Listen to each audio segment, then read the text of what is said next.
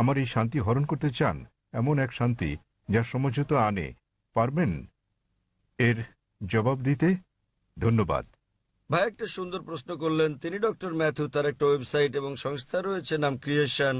তিনি বললেন যে তিনি শান্তি খুঁজে পেয়েছেন, শান্তি লাভের জন্য এখানে এসেছেন। বললেন যীশু খ্রিস্টের মধ্যে শান্তি খুঁজে পেয়েছেন, তার পাপের জন্য তিনি ক্রুশবিদ্ধ হয়ে মারা গেছেন। তিনি ক্রুশবিদ্ধ হয়ে মারা গেছেন, তাই তিনি আমাকে প্রশ্ন করছেন আমি কি আপনার শান্তি হরণ করতে পছন্দ করি? ভাই আমি কখনো আপনার শান্তি নষ্ট করতে চাই না। আমি আপনার মিথ্যে শান্তি নষ্ট করতে চাই এবং আপনাকে সত্যিকারের শান্তি দিতে চাই। আমি যীশু খ্রিস্টকে তার উপর শান্তি বর্ষিত হোক ভালোবাসি, তাকে শ্রদ্ধা করি এবং সম্মান করি। আমি জানতে চাই আপনিও কি যীশু খ্রিস্টকে ভালোবাসেন কি না। আপনার কাছে আমার একটা প্রশ্ন, জি। আপনি কি একমত? হ্যাঁ। বিশ্বাস করেন যীশু খ্রিস্ট ঈশ্বর? হ্যাঁ। ঠিক আছে ভাই, এবার হয় আপনি সত্যিকারের শান্তি নিন, নয় আমি আপনার শান্তি গ্রহণ করি। ঠিক, ঠিক আছে। যদি আপনার শান্তি প্রকৃত শান্তি হয় আমি আমার শান্তি ছেড়ে দিয়ে আপনার সঙ্গে যোগ দেব। ঠিক আছে। এখন আমাকে বললেন যীশু খ্রিস্ট তার উপর শান্তি বর্ষিত হোক ঈশ্বর। আমি চ্যালেঞ্জ করছি আপনাকে, পারলে বাইবেলের এমন একটা অনুচ্ছেদ দেখান, স্পষ্ট করে বলা একটা অনুচ্ছেদ দেখান, একটা দ্ব্যর্থহীন ভাবে বলা অনুচ্ছেদ দেখান, যেখানে যীশু খ্রিস্ট তার উপর শান্তি বর্ষিত হোক নিজে বলেছেন যে আমি ঈশ্বর অথবা আমার উপাসনা করো, তাহলে আমি খ্রিস্টান ধর্ম গ্রহণ করতে রাজি আছি। আপনি বললেন যীশু হলেন ঈশ্বর। মুসলিমদের যতটা সংশ্লিষ্টতা রয়েছে তাতে ইসলাম ধর্ম হচ্ছে একমাত্র খ্রিস্টান ধর্ম বিশ্বাস যাতে যীশু খ্রিস্টকে তার উপর শান্তি বর্ষিত হোক বিশ্বাস করতে বলা হয়েছে। কোন মুসলিমই মুসলিম হতে পারবে না যদি সে যীশু খ্রিস্টকে বিশ্বাস না করে। আমরা বিশ্বাস করি যে তিনি সর্বশক্তিমান ঈশ্বরের অন্যতম সেরা পয়গম্বর ছিলেন। আমরা বিশ্বাস করি যে তিনি মসীহ ছিলেন, মানে খ্রিস্ট ছিলেন। আমরা বিশ্বাস করি তিনি জন্ম নিয়েছিলেন অলৌকিকভাবে, কোনো পুরুষের সংস্রব ছাড়াই, যা অনেক আধুনিক খ্রিস্টানই বিশ্বাস করে না। আমরা বিশ্বাস করি যে তিনি ঈশ্বরের অনুমতিক্রমে মৃতকে জীবন দান করেছিলেন। আমরা বিশ্বাস করি যে তিনি ঈশ্বরের অনুমতিতে জন্মান্ধর কুষ্ঠরোগীদের সুস্থ করেছিলেন। মুসলিম আর খ্রিস্টানরা এখানে একসঙ্গে চলছি, কিন্তু পার্থক্য আছে। যেমনটা আপনি বললেন যে বেশিরভাগ খ্রিস্টান বিশ্বাস করেন যে যীশু খ্রিস্ট নিজেকে ঈশ্বর দাবি করেছেন। পরিষ্কার করে বলা এমন একটিও উক্তি নেই সম্পূর্ণ বাইবেলে যেখানে যীশু খ্রিস্ট নিজেকে বলেছেন যে আমি ঈশ্বর কিংবা আমার উপাসনা করো। যদি এরকম উক্তি দেখাতে পারেন আমি খ্রিস্ট ধর্ম গ্রহণ করতে প্রস্তুত। যদি তিনি না বলে থাকেন তাহলে কেন আপনারা বিশ্বাস করেন তিনি ঈশ্বর? আর কোথায় যীশু খ্রিস্ট নিজে বলেছেন যে আপনাদের পাপ নিয়ে তিনি ক্রুশবিদ্ধ হয়ে মারা গেছেন? এই শিক্ষাটা হচ্ছে পলের। আপনারা কি পলকে না যীশু খ্রিস্টকে তার উপর শান্তি বর্ষিত হোক অনুসরণ করছেন? বাইবেলের কোথাও নেই। তাই আমার প্রশ্ন হচ্ছে, যখন যীশু খ্রিস্ট কখনো বলেননি যে তিনি ঈশ্বর, তাকে ভালোবাসবেন, আপনাদের সম্মান করা উচিত। তিনি বলেন যখন তাকে জিজ্ঞাসা করা হলো, যা ছিল প্রথম উপদেশ, সেটা উল্লেখ আছে গসপেল অব মার্ক অধ্যায় নম্বর 12 অনুচ্ছেদ নম্বর 29। তিনি বলেন, শোনো হে ইসরায়েলগণ, আমাদের প্রভু ঈশ্বর হলেন এক ঈশ্বর। তিনি পূর্বসূরি মুসা আলাইহিস সালামের বাণীর আক্ষরিক পুনরাবৃত্তি করেন। তাই আমি আপনাকে বলছি, যদি আপনি যীশু খ্রিস্টের বাণীগুলো জেনে থাকেন, যদি আপনি বলেন যে খ্রিস্টান সেই ব্যক্তি যে যীশু খ্রিস্ট সাল্লাল্লাহু আলাইহি সাল্লামের উপদেশ অনুসরণ করে, যেমন উল্লেখ রয়েছে বুক অব এফিসিয়েন্স অধ্যায় নম্বর 5 অনুচ্ছেদ নম্বর 18, যে মদ পান করো না। এটা আরো উল্লেখ আছে বুক অব প্রভাবস অধ্যায় নম্বর 20 অনুচ্ছেদ নম্বর 1। মদ হচ্ছে ব্যঙ্গকারী, প্রতারিতরা এটা গ্রহণ করে। আমরা মুসলিমরা মদ পান করি না, কিন্তু অনেক খ্রিস্টানই পান করে। এছাড়াও আমরা মুসলিমরা শুকর মাংস খাই না, যেমন বাইবেলে উল্লেখ আছে বুক অব লেভিটিকাস অধ্যায় নম্বর 11 অনুচ্ছেদ 7 ও 8, বুক অব ডিউটেরোনমি অধ্যায় 14 অনুচ্ছেদ নম্বর 8, বুক অব আইজায়া অধ্যায় নম্বর 65 অনুচ্ছেদ 2 থেকে 5। তোমরা শুকর মাংস খাবে না। আমরা মুসলিমরা শুকর মাংস খাই না, কিন্তু খ্রিস্টানদের বেশিরভাগই খায়। যীশু খ্রিস্টকে তার উপর শান্তি বর্ষিত হোক তার জন্মের 8ম দিনে খতনা করা হয়েছিল। এটা আছে গসপেল অব লুক অধ্যায় নম্বর 2 অনুচ্ছেদ নম্বর 21। আমরা মুসলিমরা খতনা করি, কিন্তু বেশিরভাগ খ্রিস্টানই তা করে না। যদি খ্রিস্টান মানে এটা হয় যে ব্যক্তি যীশু খ্রিস্ট সাল্লাল্লাহু আলাইহি সাল্লামের বাণী অনুসরণ করে, তাহলে আমি গর্বের সাথে বলি মুসলিমরা খ্রিস্টানদের চেয়ে অনেক ভালো খ্রিস্টান। তাহলে কোথায় আপনারা যীশু খ্রিস্টের উপদেশ মেনে চলেন আর বলেন যে আপনারা তার উপাসনা করেন? তো ভাই, বাইবেলের এমন একটা অনুচ্ছেদ আপনি উল্লেখ করেন যেখানে যীশু খ্রিস্ট তার নিজের মুখে দ্ব্যর্থহীন ভাষায় বলেছেন যে আমি ঈশ্বর কিংবা আমার উপাসনা করো। ডক্টর জাকির নায়েক। জি ভাই। আমার প্রশ্নটি ছিল শান্তির ওপর, এবং আমার সেই শান্তি রয়েছে। আমি কোনো কিছু প্রমাণ কিংবা আপনার সঙ্গে ভিন্নমত পোষণ করার জন্য কিছু মুখস্থ রাখতে কিংবা বলতে আসি। আমি যা বলতে চাই তা হচ্ছে শান্তি যা আমার বিশ্বাস থেকে এসেছে। কারণ আমরা সবাই পাপী এবং আমাদের পাপ মোচনের জন্য ত্যাগ স্বীকার করা প্রয়োজন। তবে তা আমাদের কাজের মাধ্যমে নয়, বরং এটা বিশ্বাস করার মাধ্যমে যে ঠিক আছে, যীশু খ্রিস্ট আমার পাপের প্রায়শ্চিত্ত করে গেছে। ভালো, তাহলে আপনি একমত যে যীশু খ্রিস্ট সব মানুষের পাপ মোচন করে গেছেন। আপনি কি ব্যাপারে একমত? যারা তাকে বিশ্বাস করে। ঠিক আছে, তাহলে ধরুন আপনার মতো একজন খ্রিস্টান যে যীশু খ্রিস্টকে বিশ্বাস করে সে আপনার স্ত্রীকে ধর্ষণ করলো, তাহলে কি সে স্বর্গে না নরকে যাবে? মাফ করবেন। যদি একজন খ্রিস্টান হুম। এসে আপনার স্ত্রীকে ধর্ষণ করে, যে বিশ্বাস করে যীশু খ্রিস্ট তার পাপের জন্য মারা গেছেন, তাতে যে পাপই করুক না কেন তার পাপ মোচন হয়ে গেছে। তো না। যীশু খ্রিস্ট যদি তার পাপের জন্য মারা গিয়ে থাকেন, এর অর্থ সব খ্রিস্টান পুরুষরা নারী ধর্ষণ করলে কোনো পাপ হবে না? না, কখনই না। কেন কখনো নয়? আপনি তো বললেন, যদি আপনি কোনো বলেছেন, ব্যক্তি আপনি তো বললেন ভাই, আপনি বললেন আপনার কর্ম আপনাকে স্বর্গে নেবে না, এটা আপনার বিশ্বাস। তাহলে যদি বিশ্বাস করেন যীশু খ্রিস্ট আপনার পাপের জন্য মারা গেছেন, যদি ধর্ষণ করেন, ডাকাতি করেন, যদি অন্য মানুষকে নির্যাতন করেন, তাহলে কি আপনি স্বর্গে যেতে পারবেন? সে খ্রিস্টানই নয়, যদি সে এমন কাজ করে, সহজ কিন্তু ব্যাপার। তিনি তো যীশু খ্রিস্টকে বিশ্বাস করেন, এমন খ্রিস্টান অনেককে না। আমি চিনি। এর মানে এটা ভুল ধারণা, ঠিক আছে? বাইবেলে লেখা আছে ঠিক। এমনকি শয়তানরাও যীশু খ্রিস্টকে বিশ্বাস করে, কিন্তু তারা তাকে অনুসরণ করে না। ঠিক, ঠিক আছে, তারা অনুসরণ করে না। আপনি কি যীশু খ্রিস্ট ভাই সাল্লামকে অনুসরণ করেন? জি। আপনার কি খতনা করানো হয়েছে? জি। তাহলে না, আমাকে খতনা করানো তাহলে হয়নি। কেন আপনি যীশু খ্রিস্টকে অনুসরণ করেন না? যীশু খ্রিস্টকে অষ্টম দিনে খতনা করানো হয়েছিল। আপনি একজন ডক্টর, জি। ঠিক?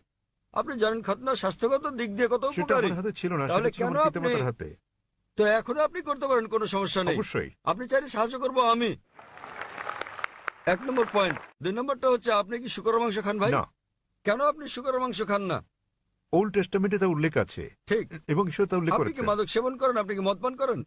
না, ভালো। আপনি কি বিশ্বাস করেন যীশু খ্রিস্ট ঈশ্বর? যিশু ঈশ্বর, যিনি মানুষরূপে পৃথিবীতে এসেছিলেন। কোথায় এটা উল্লেখ আছে বাইবেলের কোন অনুচ্ছেদে আমাকে বলেন? বাইবেলে কোন অনুচ্ছেদে? হ্যাঁ, বাইবেলের কোন অনুচ্ছেদে? কোন অনুচ্ছেদে কোথায় যীশু খ্রিস্ট নিজে বলেছেন যে তিনি ঈশ্বর? ধরেন যদি কেউ আপনাকে ঈশ্বর বলে, আপনি কি বিশ্বাস করবেন আপনি ঈশ্বর? কেউ যদি আমাকে ঈশ্বর বলে, আমি কি তা বিশ্বাস করব? এই বিষয়টা মনে রাখা দরকার। যীশু খ্রিস্ট কখনো নিজেকে ঈশ্বর দাবি করেননি। প্রকৃতপক্ষে আপনি গসপেল অফ ম্যাথিউ অধ্যায় নম্বর 19 অনুচ্ছেদ 16 ও 17 দেখবেন, এক ব্যক্তি যীশু খ্রিস্টের কাছে এসে বলল, ও গুড মাস্টার, কি ভালো কাজ করলে আমি অনন্ত জীবনে প্রবেশ করতে পারবো? তখন যীশু খ্রিস্ট তারপর শান্তি পরিশুদ্ধ হোক বললেন, কেন তুমি আমাকে ভালো বলছো ঈশ্বরকে বাদ দিয়ে? কেন তুমি আমাকে গুড বলছো? একটি মাত্র গুড আছে, আর তা স্বর্গের ঈশ্বর। এবং তুমি যদি অনন্ত জীবন পেতে চাও, তাহলে উপদেশ বাণী মেনে চলো। তিনি কখনোই বলেননি যদি স্বর্গে যেতে চাও তোমরা আমাকে ঈশ্বর বলে বিশ্বাস করো। তিনি কখনো বলেননি যে তোমরা বিশ্বাস করো আমি তোমাদের পাপের জন্য মারা গেছি। তিনি বলেছেন যদি স্বর্গে যেতে চাও তাহলে উপদেশ বাণী মেনে চলো। আর এই উপদেশগুলো কি? ডাকাতি করো না, তোমরা মদ খেও না, প্রতিবেশীর স্ত্রীর প্রতি লালসা করো না। উপদেশ অনুযায়ী কাজ করলে তা তোমাকে স্বর্গে পৌঁছে দেবে। যীশুখ্রিস্ট কখনোই বলেননি যে তিনি ঈশ্বর ছিলেন। তাহলে আপনারা কেন বলছেন যে যীশুখ্রিস্ট তারপর শান্তি বর্ষিত হোক ঈশ্বর? আপনারা তার বাণী মানছেন না।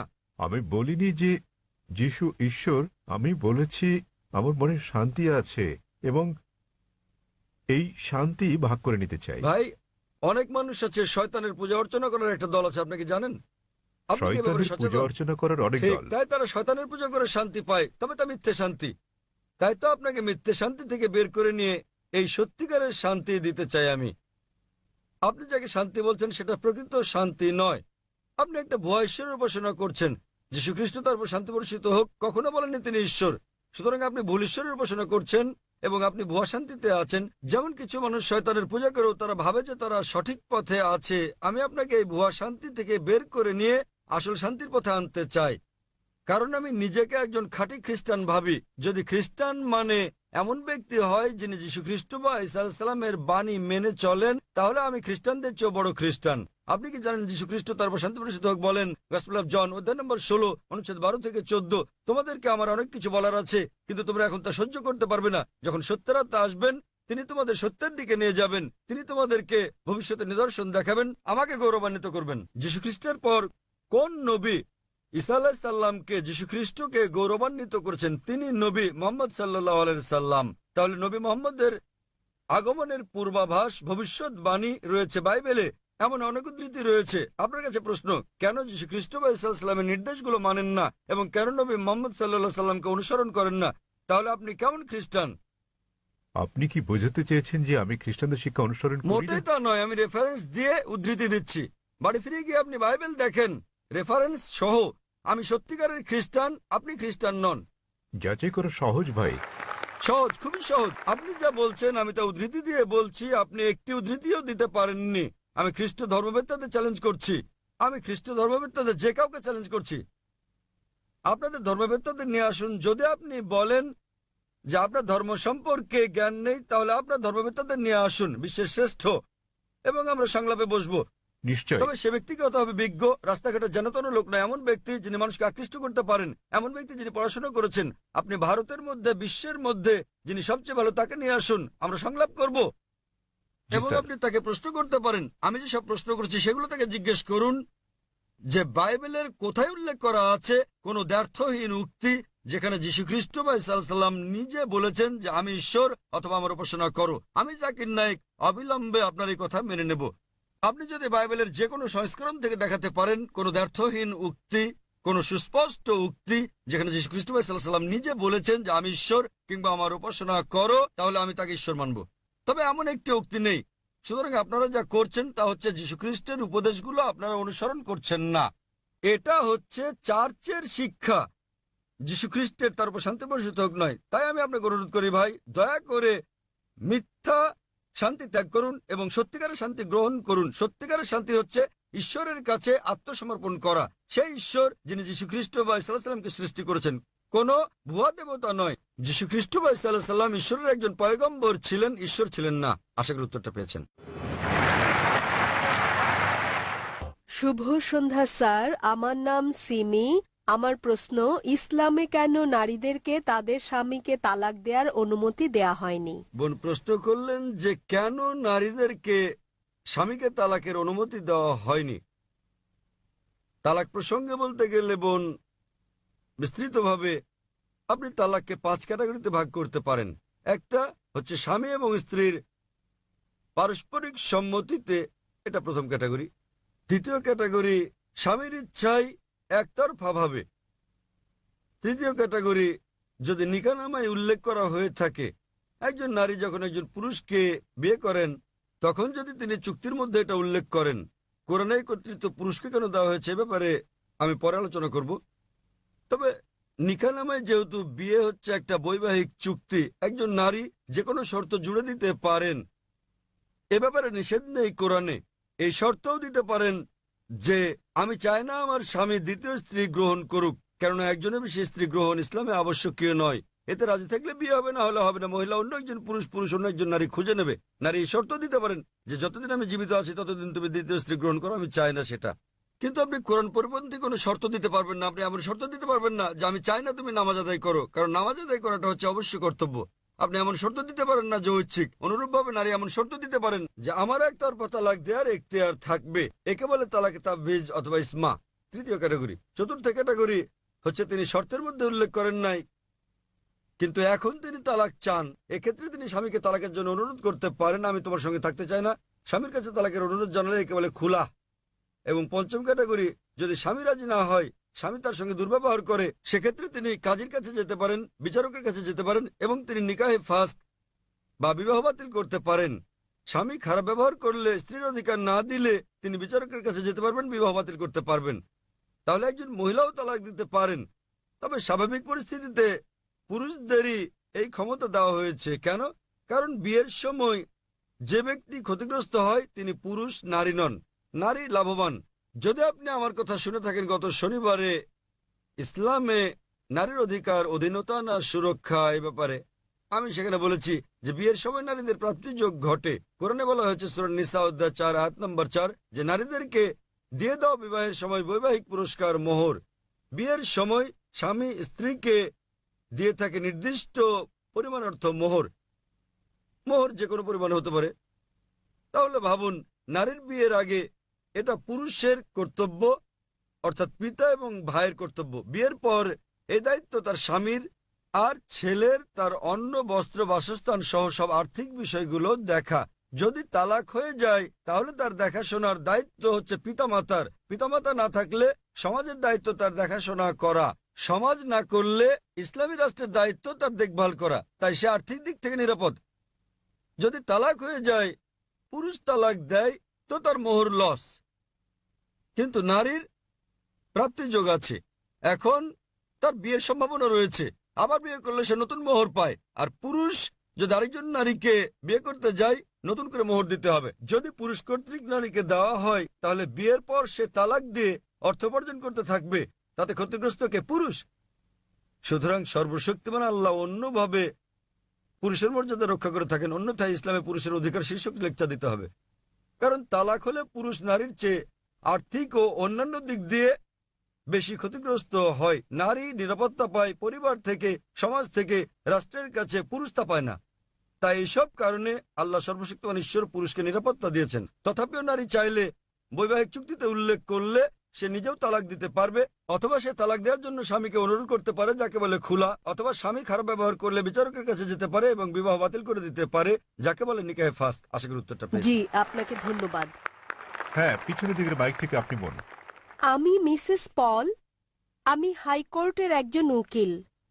আমি হিন্দু, বিয়ে হয়েছে খ্রিস্টানের সঙ্গে। আমার মনে এই প্রশ্নটি এসেছে মানুষ হত্যার ব্যাপারে ডাক্তার সাহেবের চিন্তাভাবনা এবং ইসলামের শিক্ষার কথা শোনার পর। যদি হত্যা করা ইসলামে কঠোরভাবে নিষিদ্ধ হয়, তাহলে কেন মুসলমানদের আধ্যাত্মিক নেতারা জিহাদের নামে যে হত্যাকাণ্ড চলছে তার প্রকাশ্য সমালোচনা ও বিরোধিতা করছেন না? মুসলমানরা কিভাবে কতিপয় মুসলমানের ইসলামের অপব্যবহার ও অপব্যাখ্যা মেনে নিচ্ছেন, যারা সারা বিশ্বে মুসলমানদের নামে কলঙ্ক লেপন করছেন? বোন সুন্দর একটা প্রশ্ন করলেন। বললেন যে তিনি ইসলামের শিক্ষা থেকে অনুপ্রাণিত হয়েছেন, ইসলাম নিরপরাধ মানুষ হত্যার বিপক্ষে, কিন্তু তবুও কেন সব মুসলিম নেতারা একত্রিত হয়ে এর নিন্দা করে না যেসব হত্যাকাণ্ড চলছে জিহাদের নামে, এবং এ ধরনের কিছু কুলাঙ্গারের কারণে ইসলাম কলুষিত হচ্ছে? বোন, বিস্তারিত জবাবের জন্য আপনাকে 1 বছর আগে 2008 সালের নভেম্বরে বিগত শান্তি সম্মেলনে আমার আলোচনার শেষ দিকের কথাগুলো শুনতে হবে। দ্বিতীয় আন্তর্জাতিক শান্তি সম্মেলনে আমার শেষ বক্তব্যটার বিষয় ছিল মিডিয়া এবং ইসলাম, যুদ্ধ না শান্তি। প্রধানত যারা দোষী তারা হচ্ছে মিডিয়া। মিডিয়ায় কোনো সম্প্রদায়ের কুলাঙ্গারদের খুঁজে বের করে এবং তাদেরকে এমনভাবে তুলে ধরে যেন তারাই হচ্ছে অনুসরণীয় মুসলিম। এটাই হচ্ছে মিডিয়া। তাই মিডিয়ায় যা আপনারা দেখছেন সেগুলো ঘটনার বাস্তব চিত্র নয়। কোরআনে পরিষ্কারভাবে বলা হয়েছে, সূরা মাইদা অধ্যায় 5 আয়াত 32, যে যদি কেউ কোনো মানুষকে হত্যা করে, হোক মুসলিম বা অমুসলিম, সেটা যদি হত্যার অপরাধ বা দেশে বিশৃঙ্খলা সৃষ্টির অপরাধে না হয়, তাহলে সে যেন সমগ্র মানবজাতিকে হত্যা করলো। এবং যদি কেউ কোনো মানুষের জীবন রক্ষা করে, তাহলে সে যেন পুরো মানবজাতিকে রক্ষা করলো। সুতরাং কোনো নিরপরাধ মানুষকে হত্যা করা হচ্ছে পাপ ইসলামে। এটা কেবল পাপই না, এটা সমগ্র মানবজাতিকে হত্যা করার মতো পাপ। তাই যারা হত্যাকাণ্ড ঘটায়, বিভিন্ন ঘটনা ঘটে, রাস্তা দিয়ে চলার সময় বোমা বিস্ফোরণ ঘটে ইত্যাদি, নিরপরাধ মানুষকে হত্যা করা সম্পূর্ণ নিষিদ্ধ। এটা অত্যন্ত পরিষ্কার। এবং যখন আমি গিয়েছিলাম ইউএসএ, যখন গিয়েছিলাম ইউকে, যে মুসলিম সংগঠনগুলো রয়েছে তারা নিন্দা জানিয়েছে। আপনারা জানেন লন্ডনে পাতাল রেল স্টেশনে বোমা বিস্ফোরণ ঘটেছিল, আমরা তার নিন্দা জানিয়েছি। আমি ইউএসএ গিয়েছি, দেখেছি যে মুসলিম সংগঠন 9/11-এর ঘটনা নিন্দা জানিয়েছে। আমি তাদের সঙ্গে একমত, তাদের সঙ্গে আমি একমত। 9/11-এ যে ঘটেছিল, কয়েক হাজার মানুষ নিহত হয়েছিল, এটা নিন্দনীয় কাজ। কে এটা করেছে আমি জানি না, আমি বলছি না যে মুসলিমরা করেছে, এটা হচ্ছে মিডিয়া। তারা বলছে কোনো প্রমাণ নেই, কোনো প্রমাণ নেই। কিন্তু যে করুক না কেন, ইন্টারনেটে ঢুকলে আপনি দেখবেন অনেক প্রামাণ্য চিত্র আছে যাতে দেখানো হয়েছে যে এটা সরকারের কাজ, অভ্যন্তরীণ ষড়যন্ত্র। জর্জ বুশ করেছে, এটা আমি জানি না কে করেছে। তবে যেই করুক, 9/11-এর টুইন টাওয়ারে বোমা হামলার ঘটনায় হাজার হাজার নিরপরাধ মানুষ হত্যা করা, এটা নিন্দনীয়। 50 জনের বেশি মানুষ মারা গেছে লন্ডনের পাতাল রেল বোমা হামলার ঘটনায়, সেটাও নিন্দনীয়। 2 বছর আগে জুলাই মাসে বোম্বেতে ট্রেনে যে বোমা হামলার ঘটনা ঘটে, সেখানে 100-রও বেশি মানুষ নিহত হয়, এটাও নিন্দনীয়। কিন্তু এখানেই থামলে চলবে না। একইভাবে আমি আফগানিস্তানে হাজার হাজার মানুষ হত্যারও নিন্দা জানাই, নিন্দা করি। ইরাকে হাজার হাজার মানুষ হত্যার, ফিলিস্তিনে হাজার হাজার মানুষ হত্যার নিন্দা করি। আমি একে শ্বেত সন্ত্রাসবাদ বলি। আপনারা জানেন তারা কি করছে? তারা ক্ষেপণাস্ত্র পাঠাচ্ছে, তারা পাঠাচ্ছে বোমা। আপনারা জানেন ফিলিস্তিনিরা তারা লড়াই করছে ইটপাটকেল দিয়ে, আর তাদেরকে বলা হচ্ছে সন্ত্রাসী। আপনারা জানেন আমেরিকা বোমা পাঠাচ্ছে, প্যাট্রিয়ট ক্ষেপণাস্ত্র, গুচ্ছ বোমা পাঠাচ্ছে।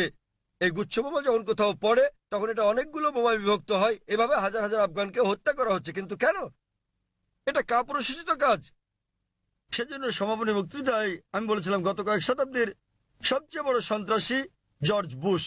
1 নাম্বার। জর্জ বুশের মতো এত মানুষ আর কেউ হত্যা করেনি। এখন তিনি আর ক্ষমতায় নেই। ইরাকে তিনি ওষুধের ওপর নিষেধাজ্ঞা আরোপ করেন এবং জর্জ বুশের কারণে ইরাকের 5 লাখ শিশু নিহত হয়। আমরা ভালো করে জানি এমনকি যদি একমত হয়ে যায় সেখানে একজন লোক লুকিয়ে আছে, এই লোকটি যে বিন লাদেন তার তো কোনো প্রমাণ নেই। যদি তিনি লুকিয়েও থাকেন, ভাবুন সেক্ষেত্রে আপনি একজন মানুষের জন্য হাজার হাজার মানুষকে হত্যা করছেন। এটা দুঃখজনক। আমরা দেখতে পাচ্ছি যে এটা মিডিয়া তুলে ধরছে। মিডিয়া যা তুলে ধরছে তা হচ্ছে মুসলিমরা এই কাজ করেছে। আমি জানি বোন, কুলাঙ্গার আছে, আমাদের সম্প্রদায়ে কুলাঙ্গার আছে, সব সম্প্রদায় তো কুলাঙ্গার রয়েছে। ভারতীয় মিডিয়া কাশ্মীর নিয়ে কথা বলে, কতবার বলেছে আসাম নিয়ে, নকশাল মাওবাদীদের নিয়ে। আপনি জানেন ভারতের জন্য সবচেয়ে বড় হুমকি হচ্ছে মাওবাদীরা। তারা কি করছে? তারা থানায় বোম মারছে, তারা পুলিশ হত্যা করছে। ভারতের বেশিরভাগ হত্যাকাণ্ডই ঘটায় মাওবাদীরা, কমিউনিস্টরা, এলটিটি, হিন্দুরা। কিন্তু কে তাদেরকে বলছে হিন্দু সন্ত্রাসী? আপনি আসামে গেলে দেখবেন খ্রিস্টান সন্ত্রাসী। হিন্দুরা যখন সন্ত্রাস করে তখন আপনারা বলেন এলটিটিই, লিবারেশন তামিল টাইগার্স ইলম। আপনি যুক্তরাজ্যে গেলে দেখবেন আইআরএ, আইরিশ রিপাবলিকান আর্মি, তারা ক্যাথলিক। প্রোটেস্ট্যান্ট আর ক্যাথলিকদের মধ্যে বিস্তর তফাৎ রয়েছে। কেউ তাদেরকে ক্যাথলিক সন্ত্রাসী বলছে না কেন? তাহলে আমরা কি দেখছি? কোন ধর্মই নিরপরাধ মানুষকে হত্যা করতে শেখায় না, কিন্তু মুসলিমদের চেয়ে অমুসলিমরাই বেশি নিরপরাধ মানুষকে হত্যা করছে। তথাকথিত মুসলমান যারা নিরপরাধ মানুষকে হত্যা করে তারা আসলে মুসলিম নয়, তারা কোরআন এবং নবীর শিক্ষা অনুসরণ করে না। কিন্তু মিডিয়া কি করছে? তারা এইসব কুলাঙ্গারদের খুঁজে বের করে তাদেরকে অনুসরণীয় মুসলিম হিসেবে তুলে ধরছে। তাই প্রথমে দোষ দিতে হবে মিডিয়াকে। মিডিয়া বানাতে পারে কালোকে সাদা, দিনকে রাত, হিরোকে ভিলেন, ভিলেনকে হিরো। আপনি আমার লেকচার শুনতে পারেন সন্ত্রাস কি মুসলিমদের একচেটিয়া, তাহলে বিস্তারিত জানতে পারবেন ইনশাআল্লাহ। ধন্যবাদ। শুভ সন্ধ্যা স্যার। Good evening. আমার নাম রাহুল গাওকার এবং আমি একজন ছাত্র। আমি ইসলাম ধর্ম সম্পর্কে আপনার কাছে জানতে চাই, অন্যান্য মুসলমানদের তুলনায় কেন শিয়া মুসলমানদের কম গুরুত্ব দেয়া হয়। আমি আমার এক মুসলমান বন্ধুর কাছে শুনেছি তাদেরকে শিয়া পরিবারের পানীয় পান করার অনুমতি দেয়া হয় না। পানীয় না, ঠিক আছে? আমি আসলে জানতে চাই, এও বলা হয়ে থাকে যে ইরাকে সাদ্দাম হোসেন যা করেছেন, তিনি রাসায়নিক গ্যাস প্রয়োগ করেছেন, তিনি শিয়াদের উপর নৃশংসতা চালিয়েছেন, যা দ্বিতীয় বিশ্বযুদ্ধের সময় ইহুদিদের উপর হিটলারের নির্যাতনের সঙ্গে তুলনীয়। তাহলে এটিকে কি আপনি অবিচার মনে করেন না? আমি আরো জানতে চাই, প্রকৃতপক্ষে পূর্বে শিয়ারা ইসলাম ধর্মে যে ভুল করেছে তারা আজও তার প্রায়শ্চিত্ত করে যাচ্ছে কিনা। ভাই প্রশ্ন করলেন যে শিয়াদের কেন নিচ বললে গণ্য করা হয়, তারা কি অপরাধ করেছে, সাদ্দাম হোসেন কেন তাদেরকে হত্যা করেছে, যেমন জার্মানিতে হিটলার রাসায়নিক অস্ত্র দিয়ে ইহুদিদের হত্যা করেছে ইত্যাদি। ভাই ইসলামে কোনো শিয়া সুন্নি নেই, কোনো শিয়া সুন্নি নেই ইসলামে। অনেক লোক আছে। আমি উত্তরটা দেই, আমি উত্তর দেব। আপনার প্রশ্নের উত্তর দেওয়ার পর আপনি বলবেন। ইসলামে কোনো শিয়া সুন্নি নেই।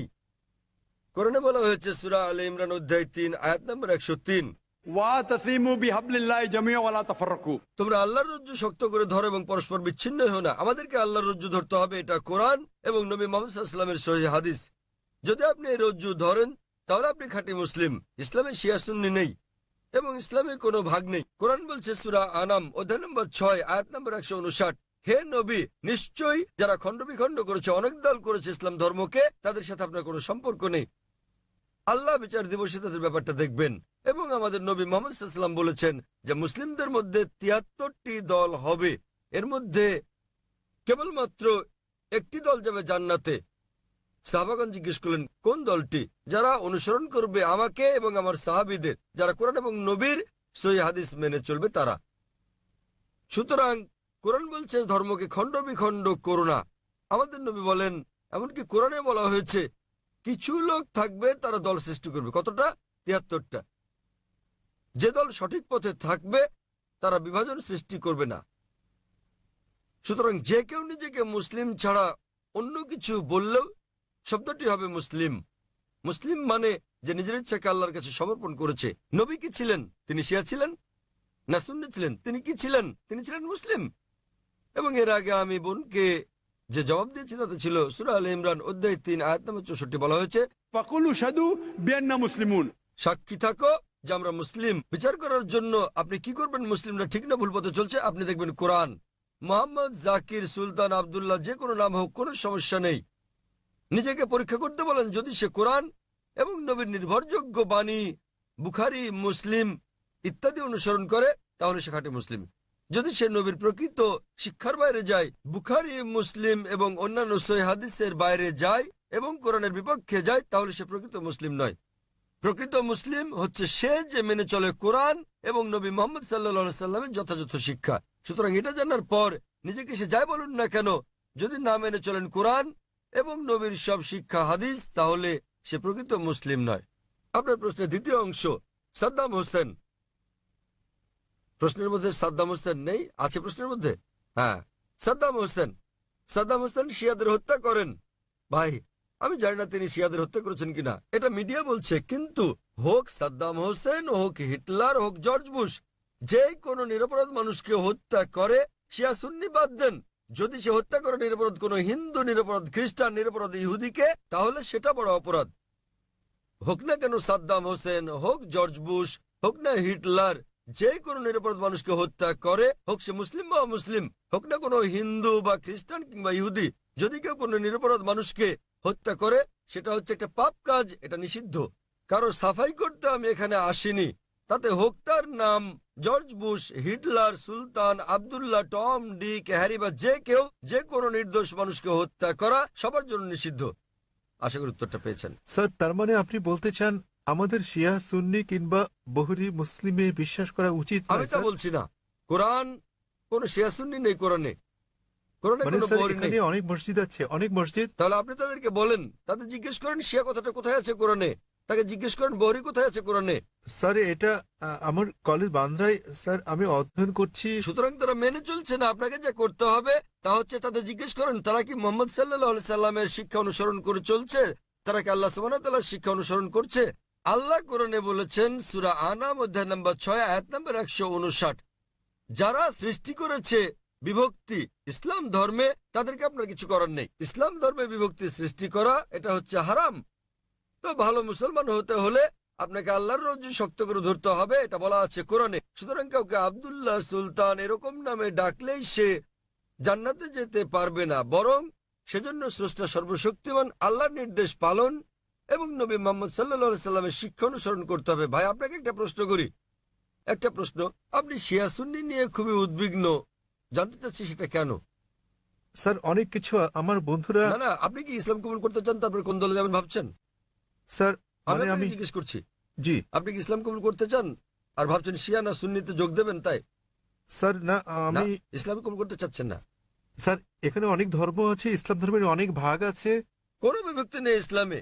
ইসলামে কেবল একটি শব্দ আছে, মুসলিম। আপনাকে যে যাই বলুক, হ্যাঁ হ্যাঁ, আপনাকে তারা বলেনি যে কোরআন বলেছে। আমি আপনাকে রেফারেন্স দিচ্ছি।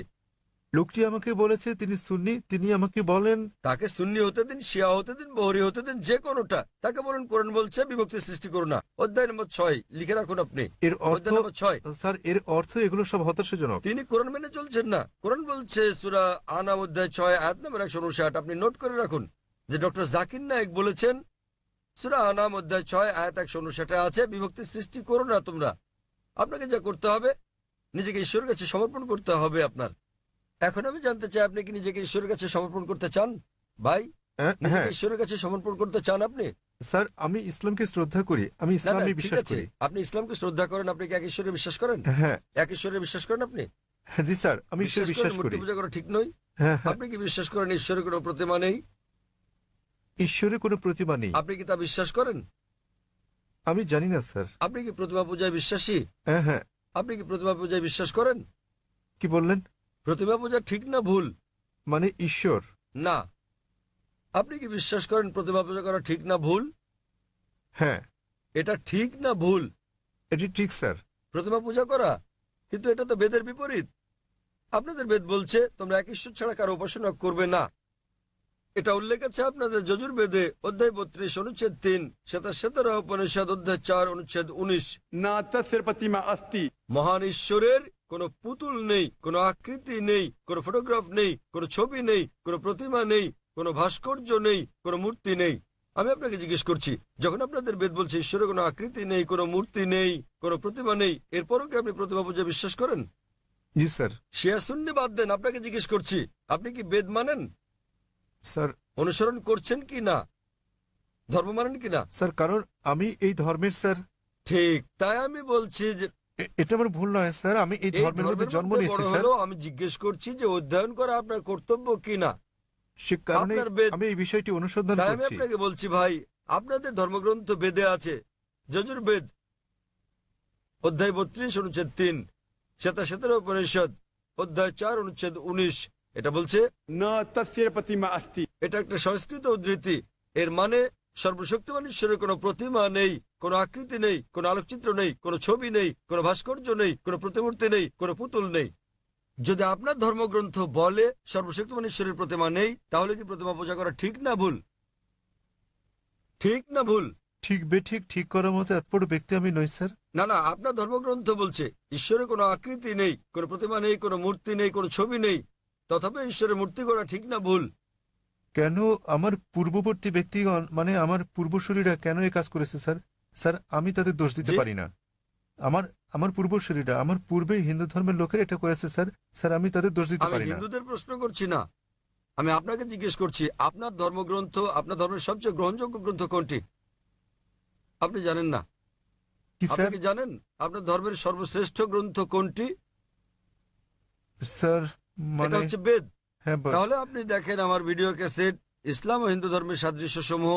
আমি অনুরোধ করছি ভলান্টিয়ারদের তাকে একটা ইসলাম ও হিন্দু ধর্মের সাদৃশ্য নামে ডিভিডি দেওয়ার জন্য।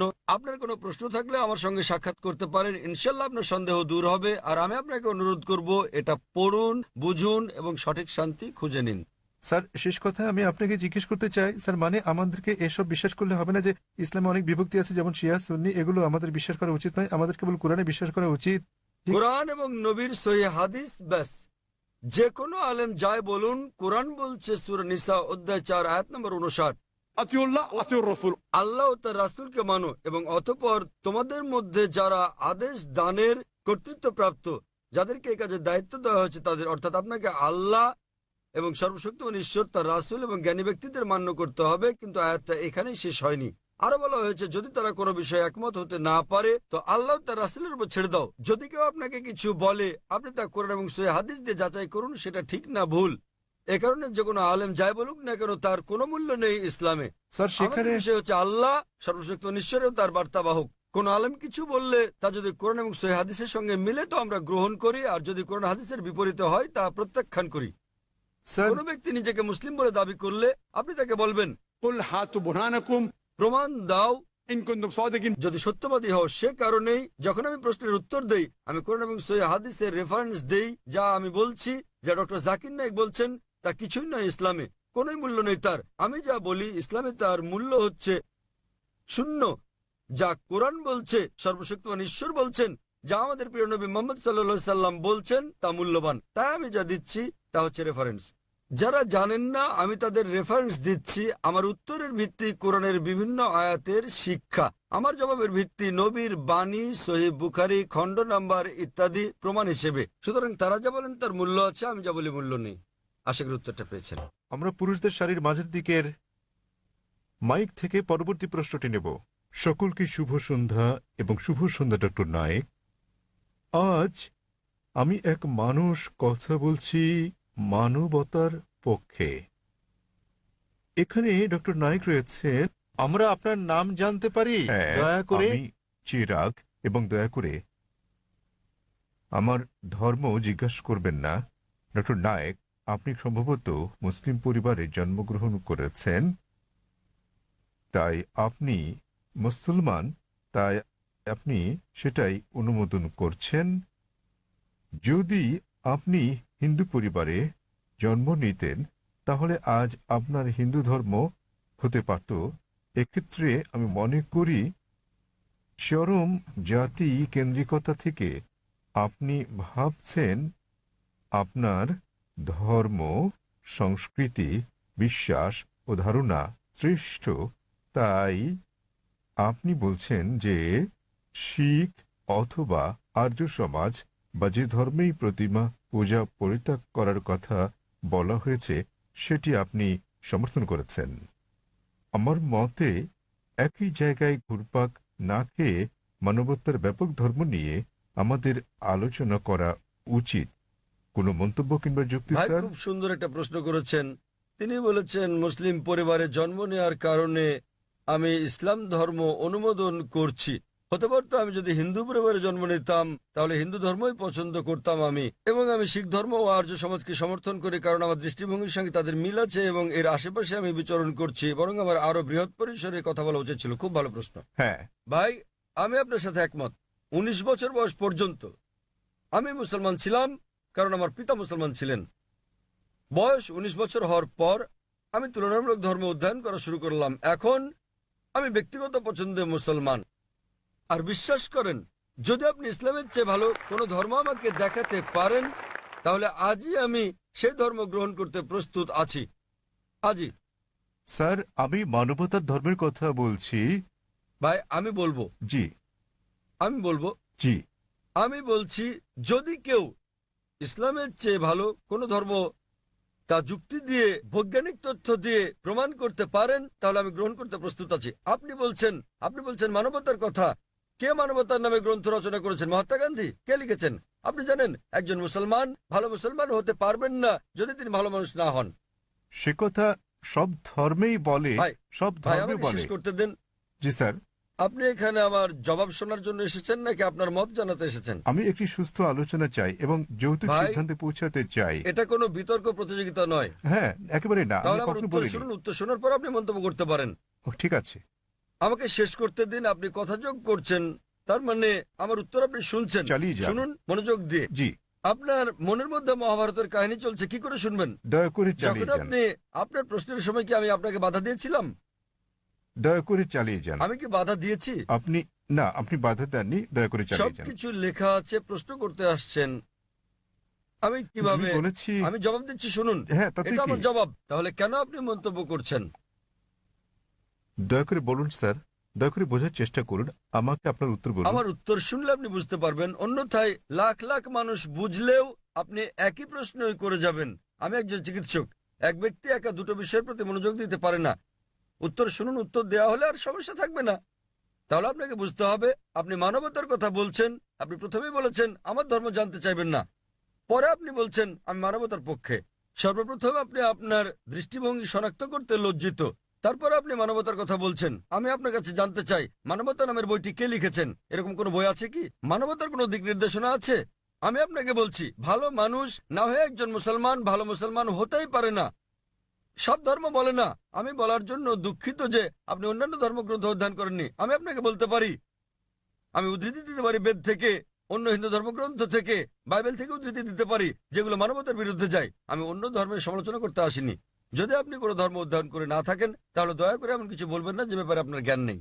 কোরআনে বলা হয়েছে, ফাসআলু আহলে যিকরি ইন কুনতুম লা তা'লামুন। সূরা নাহল অধ্যায় 16 আয়াত নম্বর 43, সূরা আম্বিয়া অধ্যায় 21 আয়াত নম্বর 7।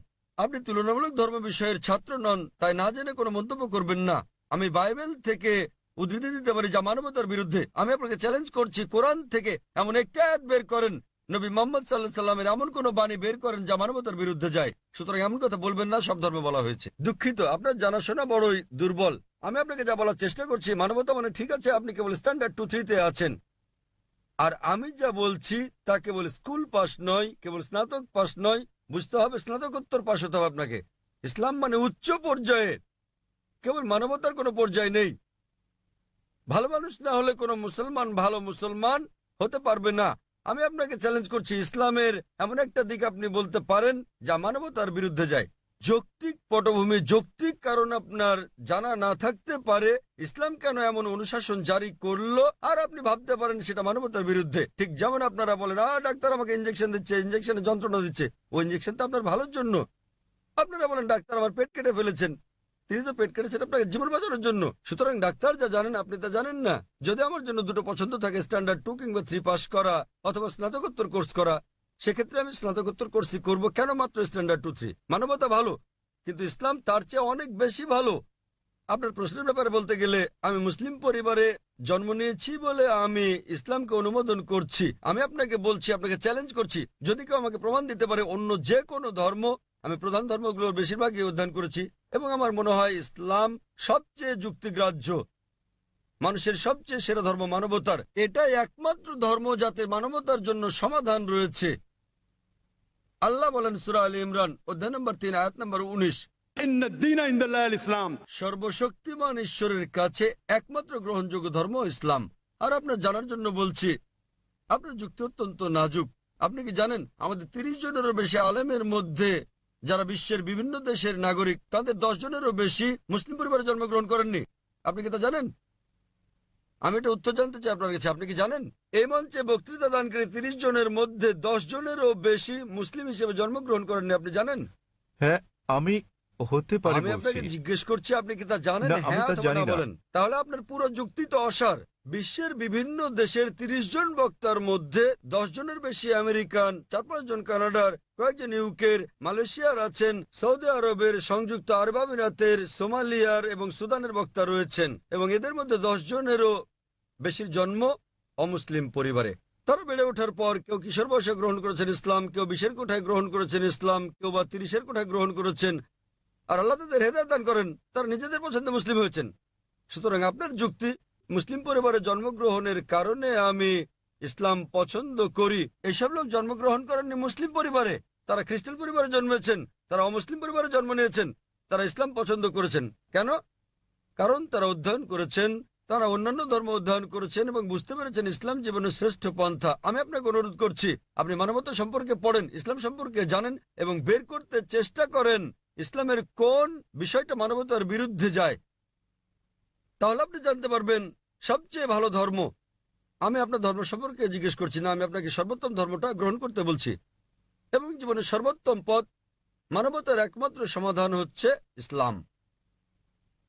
ধন্যবাদ। হ্যাঁ বোন, পেছনের দিকে।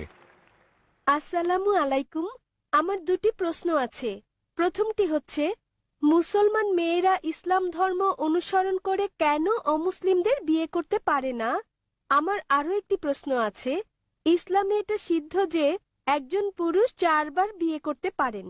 দ্বিতীয় বিয়ের ক্ষেত্রে প্রথম স্ত্রীকে কি জানাতে হয়, নাকি না জানিয়েই দ্বিতীয় বিয়ে করা যায়?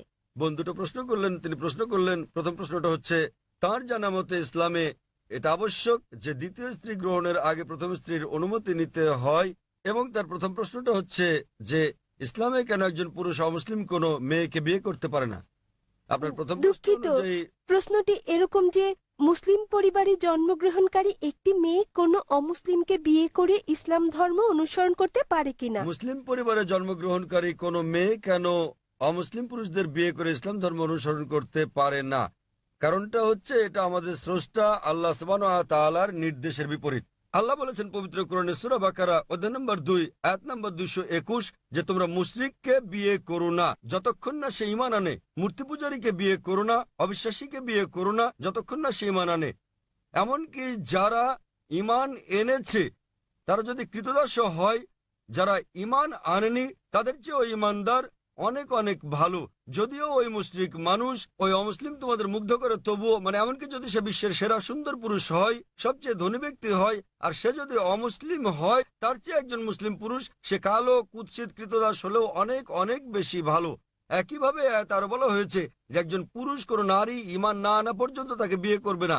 একজন মুসলিম নারী যদি কৃতদাস হয় তবুও সে ওই মোহনীয় অমুসলিম নারী অপেক্ষা অনেক ভালো। আর যৌক্তিক কারণটা হচ্ছে বোন যে কোনো গাড়ি বা কোনো বাহনের একটি চাকা যদি হয় বাইসাইকেলের আর অপর চাকাটি হয় ট্রাকের, তাহলে কি সেটা চলবে? স্বাভাবিক যে চলবে না। 4টি চাকার সবকটি সমান হতে হবে। এবং আপনি আরো জানতে চেয়েছেন অমুসলিমকে বিয়ে করে মুসলিম মেয়ে কি ভালো মুসলিম হতে পারবে? কারণটা হচ্ছে যে ইসলাম ধর্মে আমরা চাই আমাদের স্বামী কিংবা স্ত্রী, আমাদের জীবন সঙ্গীরা তারাও জান্নাতে যাক। এখন স্ত্রী জান্নাতে যাওয়ার পথ খুঁজে পেল, স্বর্গে যাওয়ার পথ খুঁজে পেল এবং সে ইসলাম ধর্ম অনুসরণ করে জান্নাত পেল।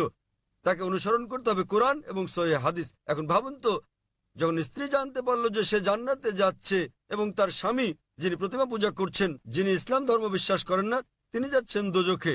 পরকালের জীবনের তুলনায় বোন এই জীবন খুবই ছোট জীবন।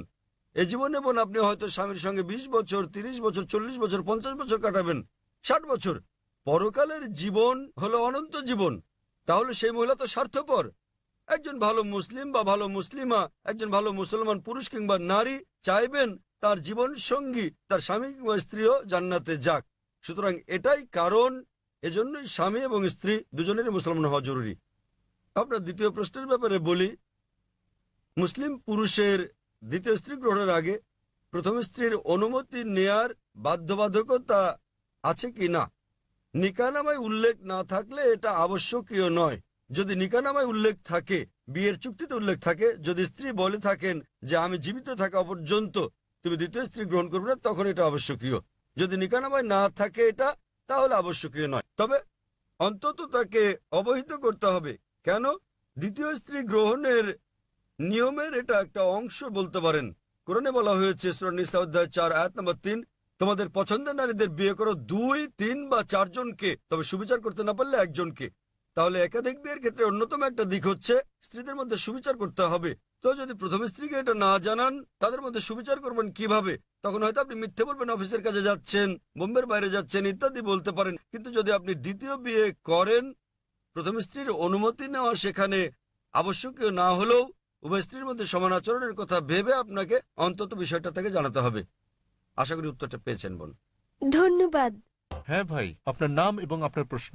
হ্যাঁ, হ্যালো ডক্টর জাকির নায়েক, আমার নাম মাহেন্দ্র কুমার এবং আমি একজন MBA পাস, ফোর্টে থমাস কুকের হয়ে কাজ করি।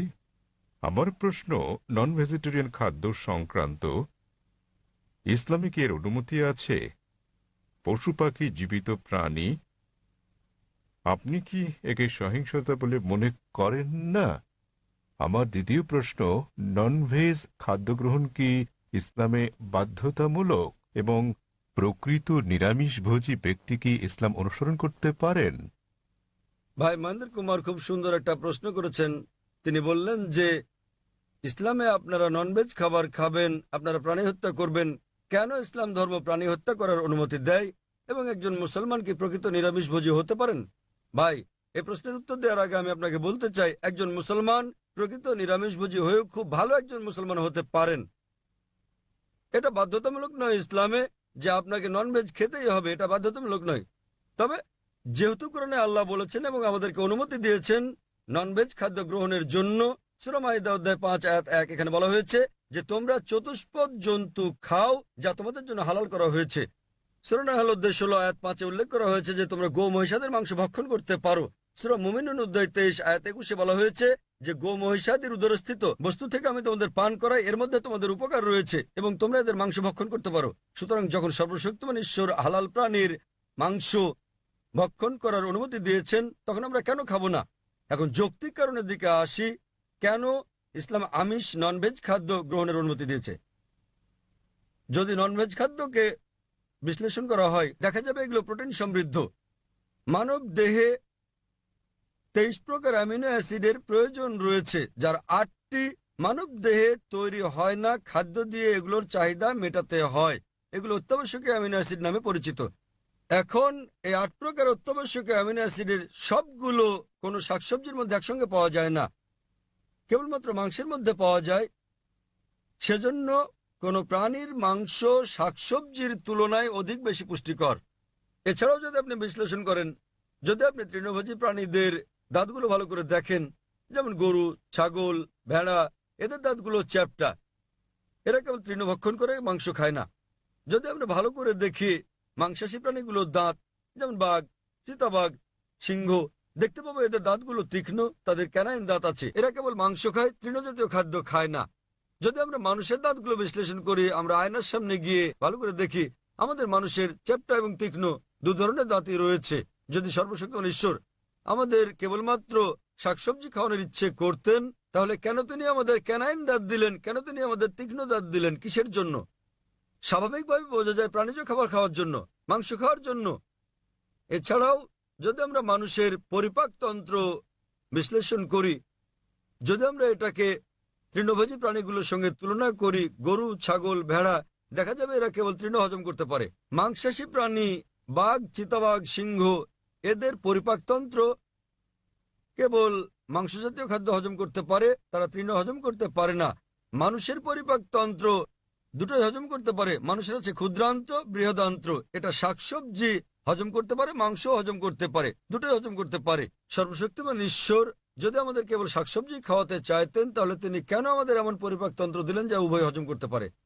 বিশ্লেষণে দেখা গেছে হিন্দুদের অনেকের ধারণা যে হিন্দু ধর্ম মাংস জাতীয় খাদ্য খাওয়া নিষিদ্ধ করেছে। প্রকৃতপক্ষে যদি আপনি পড়েন, মনুস্মৃতিতে উল্লেখ আছে অধ্যায় নম্বর 5 শ্লোক নম্বর 30, সর্বশক্তিমান ঈশ্বর খাদ্য হিসেবে কিছু প্রাণীকে সৃষ্টি করেছেন আর কিছুকে করেছেন খাদক। যেসব প্রাণীকে খাদ্য হিসেবে সৃষ্টি করা হয়েছে সেগুলো খেলে কোনো পাপ হবে না। মনুস্মৃতি অধ্যায় 5 শ্লোক 31 বলছে যে সর্বশক্তিমান ঈশ্বর কিছু প্রাণী বলির জন্য সৃষ্টি করেছেন, তাদের জবাই করলে পাপ হবে না। মনুস্মৃতি অধ্যায় 5 শ্লোক 40 বলা হয়েছে যে বলিদানের পশু বলি দেওয়ার জন্য অনুমতি আছে, এটা ঈশ্বরের বিধান। সুতরাং হিন্দু ধর্মে প্রাণীর মাংস খাওয়ার অনুমতি আছে। বেদ ও অন্যান্য ধর্মগ্রন্থ পড়লে দেখবেন সাধু সন্তরা প্রাণীর মাংস খেতেন, এমনকি গরুর মাংস খেতেন। মহাভারত পড়লে দেখবেন অনুশাসন পর্ব অধ্যায় নম্বর 88, যখন পাণ্ডবরা একত্রে মিলিত হয়, যুধিষ্ঠির যিনি পাণ্ডবদের বড় ভাই, তিনি ভীষ্মকে জিজ্ঞেস করেন যে কোন খাদ্য আমাদের যজ্ঞে পূজায় দেওয়া উচিত যাতে করে আমাদের পূর্বপুরুষ সন্তুষ্ট হয়। তো ভীষ্ম উত্তর দিলেন যে যদি আপনি লতাপাতা গুল্ম শাকসবজি দেন তাহলে আমাদের পূর্বপুরুষেরা 1 মাসের জন্য সন্তুষ্ট থাকবে। যদি আপনি দেন মাছ তাহলে 2 মাস, যদি তাদেরকে মাংস দেন তাহলে 3 মাস, যদি খরগোশ দেন তাহলে 4 মাসের জন্য, যদি ছাগল দেন তাহলে 5 মাস, যদি লবণযুক্ত শুকরের মাংস দেন তাহলে 6 মাস, যদি তাদের পাখি দেন তাহলে 7 মাস, যদি হরিণ দেন তাহলে 8 মাস। এভাবে খাদ্য তালিকা ক্রমশ বড় হতে থাকে। বলা হয়েছে যদি মহিষ দেন তো 11 মাস, যদি দেন গোমাংস আপনি তাহলে আমাদের পূর্বপুরুষেরা পুরো 1 বছর সন্তুষ্ট থাকবে, এবং যদি ছাগলের লাল মাংস কিংবা গন্ডারের মাংস দেন তাহলে তারা অনন্তকাল সন্তুষ্ট থাকবেন। সুতরাং হিন্দু ধর্ম মতে প্রাণীর মাংস খাওয়া কোনো পাপ নয়। হিন্দু ধর্মাবলম্বী অনেকে জীবিত প্রাণী হত্যা না করার অহিংস দর্শনে উদ্বুদ্ধ হয়ে মাংস খেতেন না, তারাও খেতে শুরু করেছেন। কিন্তু এমনকি এই অহিংস দর্শন, যেমন আপনি বলেছেন যে জীব হত্যা করা হচ্ছে পাপ, ভাই আপনি কি জানেন যে উদ্ভিদেরও প্রাণ আছে? আপনি কি এটা জানেন ভাই? জি। তাহলে জীব হত্যা যে পাপ আপনি বলেন, সেক্ষেত্রে উদ্ভিদ লতাপাতা ইত্যাদি হত্যা পাপ, তাহলে কেন আপনি সেগুলো খাবেন? একমত। একমত, খুব ভালো। এছাড়াও এমন কিছু লোক আছে যারা বলে ঠিক আছে ভাই জাকির, আমি একমত যে উদ্ভিদেরও প্রাণ আছে, কিন্তু তারা তো ব্যথা অনুভব করে না, তাই উদ্ভিদ হত্যা করা জীবজন্তু হত্যা করার চেয়ে কম পাপ। যে বিষয়টা মনে রাখতে হবে তা হচ্ছে বিজ্ঞান আজ উন্নত, আমরা জানতে পেরেছি যে উদ্ভিদও ব্যথা অনুভব করে, কিন্তু উদ্ভিদের কান্না মানুষ শুনতে পায় না, কারণ মানুষ যে শব্দ তরঙ্গ শুনতে পায় তার মাত্রা 20 সাইকেল থেকে 20,000 সাইকেল পার সেকেন্ড পর্যন্ত, এর নিচের বা বেশি মাত্রা শব্দ তারা শুনতে পায় না। আমেরিকার এক কৃষক উদ্ভিদের কান্নাকে মানুষের শ্রবণ তরঙ্গে রূপান্তর করেছিলেন এবং উদ্ভিদগুলো কান্নাকাটি করলে পানি চাইলে তিনি বুঝতে পারতেন। আরেক ব্যক্তি এসে আমাকে যুক্তি দিয়ে বললেন, ভাই জাকির আমি আপনার সঙ্গে একমত যে উদ্ভিদের প্রাণ আছে এবং তারা ব্যথা অনুভব করে, তবে উদ্ভিদের 2টো ইন্দ্রিয় কম আছে প্রাণীদের ইন্দ্রিয় সংখ্যার তুলনায়, সুতরাং উদ্ভিদ হত্যা করা প্রাণী হত্যা করার চেয়ে অনেক কম পাপ। আমি আপনাকে জিজ্ঞেস করি ভাই, মনে করেন আপনার ভাই, আপনার বড় ভাই, তিনি জন্ম থেকেই বধির ও বোবা, যখন সে বড় হলো তখন কেউ তাকে হত্যা করলো, তাহলে কি আপনি বিচারককে বলবেন যে মহামান্য এই হত্যাকারীকে আপনি কম শাস্তি দিন, কেননা আমার ভাই 2টো ইন্দ্রিয় কম ছিল, তিনি শুনতে পেতেন না, কথা বলতে পারতেন না? আপনি কি কথা বলবেন? বরং আপনি বলবেন খুনিকে দ্বিগুণ শাস্তি দেওয়া হোক, কারণ আমার ভাই কানে শুনতেন না, বলতে পারতেন না, তিনি মাসুম ছিলেন, নির্দোষ ছিলেন তিনি। তাই ইসলামে 2টো বা 3টি ইন্দ্রিয়ের কোনো প্রশ্ন নেই। কোরআনে বলা হয়েছে সূরা বাকারা অধ্যায় 2 আয়াত 168, যেসব হালাল বস্তু দেওয়া হয়েছে সেগুলো খাও, যে সকল খাদ্য হালাল সেগুলো তোমাদের জন্য পবিত্র, সেগুলো খেতে পারো। এত সত্ত্বেও ব্যক্তিগতভাবে আমার কোনো সমস্যা নেই যদি অমুসলিমরা প্রাণীর মাংস না খায়, আমার কোনো সমস্যা নেই। কেবল তারা যখন বলে পশু পাখির মাংস খাওয়া পাপ, এক ধরনের অপরাধ, শুধু তখনই আমি জবাবটা দিই। অন্যথায় ভারতের অমুসলিমরা যদি পশু পাখির মাংস না খায় সেটা আমার জন্য ভালো। যদি ভারতের সকল অমুসলিমরা মাংস খেতে শুরু করে তাহলে খাসি গরুর মাংসের দামটা বেড়ে যাবে, তখন আমার মাংস খাওয়ার খরচটাও বেড়ে যাবে। তাই ব্যক্তিগতভাবে আমার কোনো সমস্যা নেই। আশা করি ভাই আপনি উত্তরে সন্তুষ্ট হয়েছেন। হ্যাঁ নিশ্চয়ই স্যার। সুতরাং এখন আপনি চাইলে একজন ভালো নিরামিষভোজী হতে পারেন, আবার চাইলে আমিষভোজীও হতে পারেন। মাংস খেলে আপনি আরো সুস্বাস্থ্যের অধিকারী হবেন। আপনি খেতে পারেন, তবে আপনি প্রকৃত নিরামিষভোজী হতে চাইলে তাতেও কোনো পাপ নেই। আশা করি উত্তরটা পেয়েছেন ভাই। হ্যাঁ বোন, আপনার প্রশ্ন। স্যার, আমি ডক্টর কল্পনা। আমার প্রশ্ন, ইসলাম আত্মীয়ের মধ্যে বিবাহ সমর্থন করে কি না?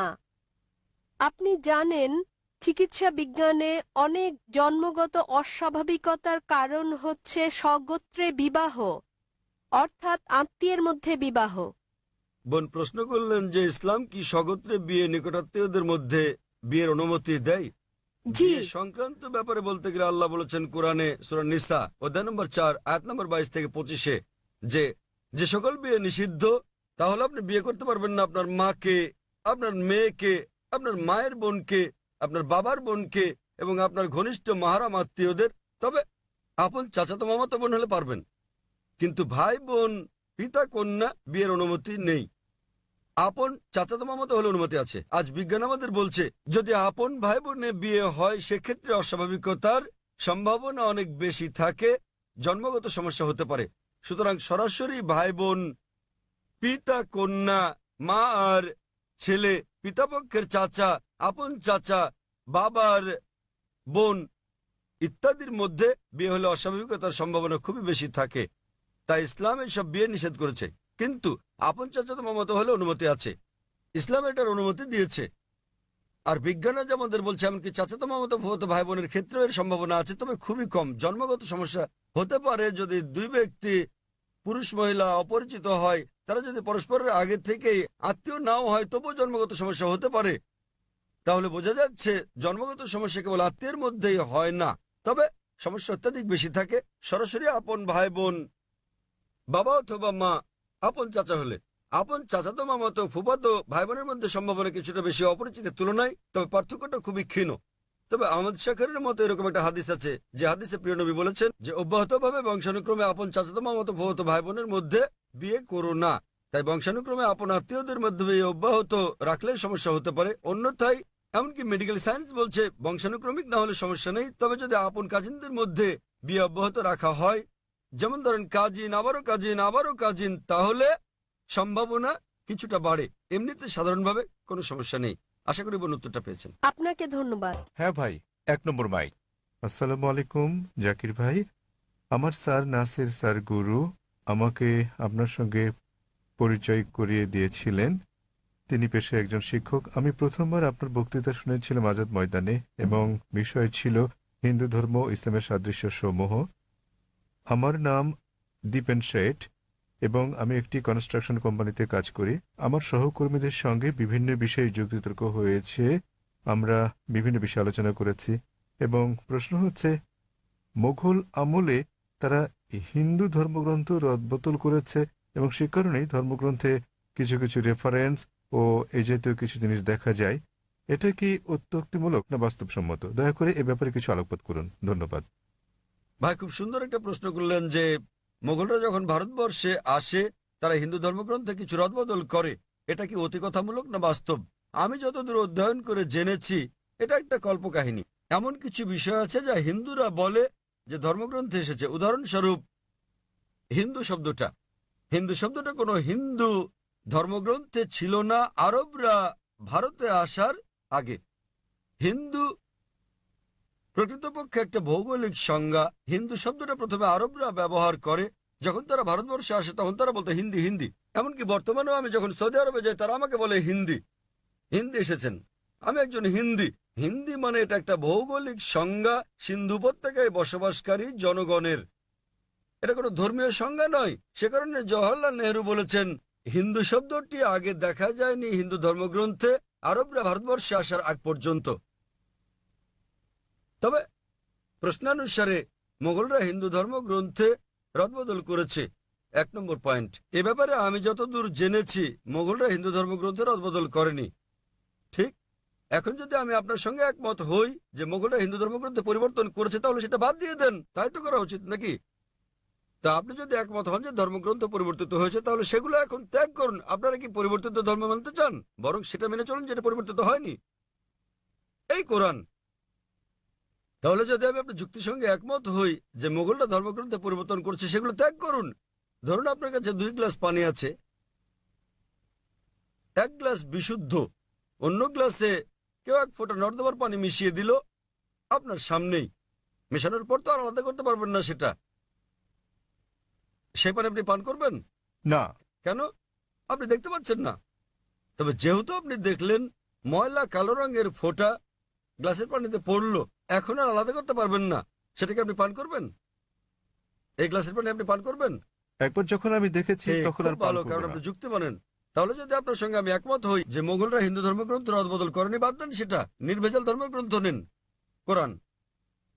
যদি আপনি বলেন হিন্দু ধর্মগ্রন্থ সমূহ পরিমার্জিত হয়নি, হিন্দু ধর্মগ্রন্থ বলছে, আপনাকে মানতে হবে কোরআন, নবী মোহাম্মদ সাল্লাল্লাহু আলাইহি ওয়াসাল্লামকে অনুসরণ করতে হবে। যদি তারা পরিমার্জন করে থাকে তাহলে সেটা বাদ দিয়ে কোরআন মেনে চলুন, আর যদি তারা পরিমার্জন না করে থাকে সেক্ষেত্রে এই ধর্মগ্রন্থে বলা হয়েছে আপনাকে এক ঈশ্বরে বিশ্বাস করতে হবে। আমি যার উদ্ধৃতি দিয়েছি, তাছাড়াও ধর্মগ্রন্থে আরো বলা হয়েছে আপনাকে শেষ ও চূড়ান্ত বার্তাবাহক নবী মোহাম্মদ সাল্লাল্লাহু আলাইহি সাল্লামকে অনুসরণ করতে হবে। আমি হিন্দু ধর্মগ্রন্থ থেকে উদ্ধৃতি দিতে পারি যেখানে মোহাম্মদ সাল্লাল্লাহু আলাইহি ওয়াসাল্লামের কথা বলা হয়েছে। আপনি পড়ে দেখবেন হিন্দু ধর্মগ্রন্থ ভবিষ্য পুরাণ পর্ব 3 খণ্ড 3 অধ্যায় 3 শ্লোক 5 থেকে 8, এতে মোহাম্মদ সাল্লাল্লাহু আলাইহি ওয়াসাল্লামের কথা বলা হয়েছে। ভবিষ্য পুরাণ পর্ব 3 খণ্ড 3 অধ্যায় 3 শ্লোক 10 থেকে 27 মোহাম্মদ সাল্লাল্লাহু আলাইহি ওয়াসাল্লামের কথা বলছে। কুনটাব সুক্তাস পড়লে দেখবেন অথর্ববেদ বুক নম্বর 20 হেম নম্বর 127 স্তোত্র 1 থেকে 14 মোহাম্মদ সাল্লাল্লাহু আলাইহি ওয়াসাল্লামের কথা বলছে। আপনি পড়লে দেখবেন অথর্ববেদ বুক নম্বর 20 হেম নম্বর 21 স্তোত্র 6, অথর্ববেদ বুক নম্বর 20 হেম নম্বর 21 স্তোত্র 7 মোহাম্মদ সাল্লাল্লাহু আলাইহি ওয়াসাল্লামের কথা বলছে। ঋগ্বেদ বুক নম্বর 1 হিম নম্বর 53 স্তোত্র 9 মোহাম্মদ সাল্লাল্লাহু আলাইহি ওয়াসাল্লামের কথা বলা হয়েছে। যদি পড়েন সামবেদ অগ্নি মন্ত্র নম্বর 64 মোহাম্মদ সাল্লাল্লাহু আলাইহি ওয়াসাল্লামের কথা বলা হয়েছে। এমনকি মোহাম্মদ সাল্লাল্লাহু আলাইহি ওয়াসাল্লামকে নাম ধরে উল্লেখ করা হয়েছে, তাকে বলা হয়েছে আহমদ, যার মানে যিনি প্রশংসা করেন।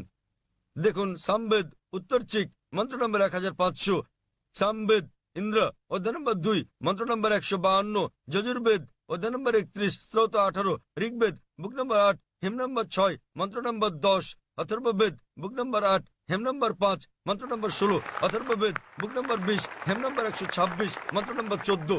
এমনকি তাকে উল্লেখ করা হয়েছে মোহাম্মদ নামে। তাকে বলা হয়েছে নরসংসা।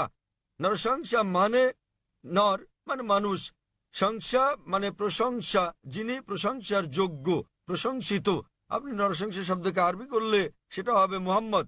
তাকে নরসংসা হিসেবে মোহাম্মদ নামে উল্লেখ করা হয়েছে অনেক জায়গায়। ঋগ্বেদ বুক নম্বর 1 হেম নম্বর 13 মন্ত্র নম্বর 3, ঋগ্বেদ বুক নম্বর 1 হেম নম্বর 18 মন্ত্র নম্বর 9, ঋগ্বেদ বুক নম্বর 1 হেম নম্বর 106 মন্ত্র নম্বর 4, ঋগ্বেদ বুক নম্বর 1 হেম নম্বর 142 মন্ত্র নম্বর 3, ঋগ্বেদ বুক নম্বর 2 হেম নম্বর 3 মন্ত্র নম্বর 2, ঋগ্বেদ বুক নম্বর 5 হেম নম্বর 5 মন্ত্র নম্বর 2, ঋগ্বেদ বুক নম্বর 7 হেম নম্বর 2 মন্ত্র নম্বর 2, ঋগ্বেদ বুক নম্বর 10 হেম নম্বর 182 মন্ত্র নম্বর 2, যজুর্বেদ অধ্যায় 20 স্তোত্র 37, যজুর্বেদ অধ্যায় 21 স্তোত্র 31, যজুর্বেদ অধ্যায় 21 স্তোত্র 55, যজুর্বেদ অধ্যায় 20 স্তোত্র 37, যজুর্বেদ অধ্যায় 20 স্তোত্র 57, যজুর্বেদ অধ্যায় 28 স্তোত্র 2, যজুর্বেদ অধ্যায় 28 স্তোত্র 19, যজুর্বেদ অধ্যায় 28 স্তোত্র 42। আমি শুধুমাত্র হিন্দু ধর্মগ্রন্থে উল্লেখিত মোহাম্মদ সাল্লাল্লাহু আলাইহি ওয়াসাল্লামের আরো রেফারেন্স উল্লেখ করতে পারি।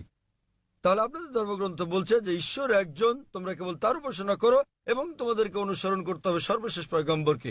এমনকি আপনাদের হিন্দু ধর্মগ্রন্থে বলা হয়েছে কল্কি অবতার, যা সর্বশেষ ও চূড়ান্ত নবী মোহাম্মদ সাল্লাল্লাহু আলাইহি সাল্লাম সম্পর্কে বলছে। বলা হয়েছে তার মায়ের নাম হবে সুমতি অর্থাৎ আমিনা, যা মোহাম্মদ সাল্লাল্লাহু আলাইহি সাল্লামের মায়ের নাম। হিন্দু ধর্মগ্রন্থে বলা হয়েছে তার পিতার নাম হবে বিষ্ণু ইয়াস, মানে ঈশ্বরের গোলাম অর্থাৎ আব্দুল্লাহ, যা মোহাম্মদ সাল্লাল্লাহু আলাইহি সাল্লামের পিতার নাম। এতে বলা হয়েছে তিনি জন্মগ্রহণ করবেন সাম্বালায়, শান্তির স্থান অর্থাৎ মক্কায়। তিনি জন্মগ্রহণ করবেন মক্কার গোত্রপ্রধানের ঘরে, আর আমরা জানি তিনি জন্মগ্রহণ করেন কুরাইশ বংশে। তার 4 জন সঙ্গী থাকবে অর্থাৎ সাহাবীদের কথা বলা হয়েছে। আমি এরকম অনেক বলে যেতে পারবো এই কল্কি অবতার সম্পর্কে। তিনি আসবেন, তিনি হবেন সর্বশেষ পয়গম্বর নবী মোহাম্মদ সাল্লাল্লাহু আলাইহি সাল্লাম। আমি আপনার কাছে জানতে চাই ভাই, আপনি কি এক ঈশ্বরে বিশ্বাস করেন? হ্যাঁ। আপনি কি বিশ্বাস করেন যে প্রতিমা পূজা বলতে কিছু নেই? হ্যাঁ, আমি প্রতিমা পূজায় বিশ্বাস করি না আজাদ ময়দানে আপনার বক্তৃতা শোনার পর থেকে। মাশাআল্লাহ। সুতরাং আপনি জানেন ওইসব ব্যাপারে আমার ধারণা স্পষ্ট, এবং অনেক সময় ধরে আমি আপনার বক্তব্য শুনেছি, তাতে আমার মনে প্রশ্ন জেগেছে, আমি তার উত্তর জানতে চেয়েছি, তাই সেটা শুনতে তাহলে চেয়েছি। আপনি বিশ্বাস করেন যে নবী মোহাম্মদ সর্বশেষ ও চূড়ান্ত পয়গম্বর? হ্যাঁ, আমি লা ইলাহা ইল্লাল্লাহু মুহাম্মাদুর রাসূলুল্লাহ বিশ্বাস করি। মাশাআল্লাহ। হ্যাঁ। মাশাআল্লাহ। আমার ধারণা অনেক স্পষ্ট, এবং মাশাআল্লাহ, আল্লাহ আপনাকে পুরস্কৃত করুন। আমি আপনাকে ধন্যবাদ জানাই অন্তর থেকে। আপনি ভালো কাজ করছেন, আমাদের মতো সব মানুষের ভুল ধারণা দূর করে মাশাআল্লাহ, দিচ্ছেন। আল্লাহ আপনাকে পুরস্কৃত করুন। এবং ইসলামে যে নিজের ইচ্ছাকে আল্লাহর কাছে সমর্পণ করে সে মুসলিম। যদি আপনি নিজের ইচ্ছাকে সমর্পণ ঠিক করেন একদম আল্লাহর ঠিক কাছে। স্যার, আপনার বক্তব্যে বাধা দেওয়ার জন্য দুঃখিত। তবে যখন লোকেরা আমাকে প্রশ্ন করে কি আপনার ধর্ম কি, এবং আপনি জানেন আমি গুজরাটি ভাষায় কথা বলি, যখন তারা আমায় জিজ্ঞেস করে আমার ধর্ম কি, যখন আমি আপনার বক্তব্য শুনলাম, আপনি জানেন মুসলমানের সংজ্ঞা হচ্ছে যে ব্যক্তি আল্লাহ সুবহানাহু ওয়া তাআলার কাছে আত্মসমর্পণ করে, এবং সেই কারণে আমি তাদেরকে বলি আপনি জানেন আমি একজন মুসলমান। শুনে তারা আল্লাহ আপনাকে দুঃখ পায় পুরস্কার বলে দান মনে করুন। হয়।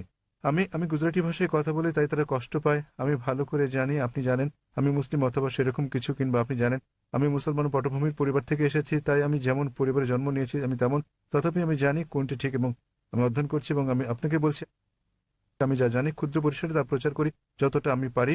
ধন্যবাদ স্যার। ধন্যবাদ ভাই, আমি সত্যিকারেই আপনার প্রশংসা করি এবং আল্লাহ আপনাকে জান্নাত দান করুন।